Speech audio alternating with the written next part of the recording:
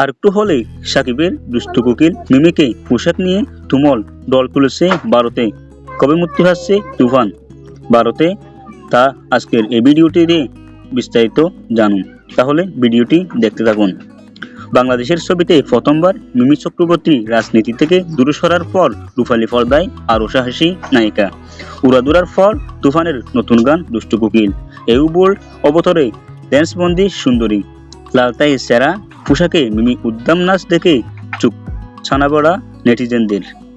কুরবানি ঈদে অফার বাংলার বক্স অফিসে নতুন মুক্তি পাওয়ার পরে এই গানের বেশ কিছু ক্লিপস সোশ্যাল মিডিয়াতে ভাইরাল হয়েছিল। অবশেষে বৃহস্পতিবার ইউটিউবে মুক্তি পেয়েছে গানটি। ভাবলেই আপনি অবাক হবেন এই গানের ভিউ সংখ্যা। গত 24 ঘন্টায় প্রায় 13 লক্ষ ভিউ। ইউটিউবে ইন্ডিয়ান ট্রেন্ডিং নম্বরে 2 নম্বরে কোকিল। উড়াদুরার পর মিমির এই গানের চর্চা সর্বত্র। প্রথম কাজেই বাংলাদেশের বাজারে জোর তুলেছেন ডলি সুন্দরী। অনেকদিন পর বাণিজ্যিক ছবিতে নায়িকাকে দেখে খুশি তার ভক্তরাও, কারণ হালে বলিউডেও ড্রাকুলা স্যার, রক্তবীজ, আলাপ এবং এর মতে ধরা দিয়েছে মিমি। সাকিবের বিপরীতে ফেরা মিমিকে খুঁজে পেল ভক্তরা। এই গানটি গেয়েছেন কণা এবং আকাশ। গানের কম্পোজিশন বলিউডের মিউজিক ডিরেক্টর আকাশ সেনের। এই ট্রেন্ডিং গানের মিমির পোশাক নিয়ে অবশ্যই অনেকে সমালোচনা করছেন। অনেকের মতেই বড্ড বেশি শরীর প্রদর্শন করছেন নায়িকা। কারোর মতে এইটুকু পরা কি দরকার ছিল?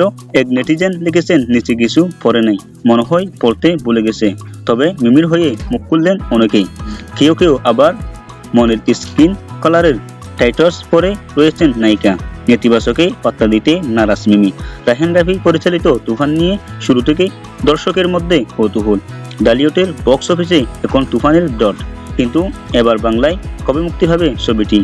এরপর বাংলাতেও দ্রুত তুফান। এরপর মুক্তি সুনিশ্চিত করতে উদ্যোগী এসবিএফ।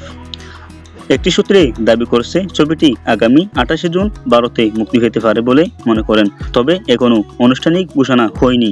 যদি আপনি এই ভিডিওটি দেখে উপকার হয়ে থাকেন এবং ভালো লেগে থাকে, আমাদের চ্যানেলটি সাবস্ক্রাইব করবেন এবং আপনার বন্ধুদের কাছে বেশি বেশি শেয়ার করবেন। আসসালামু আলাইকুম ওয়া রাহমাতুল্লাহি ওয়া বারাকাতুহু।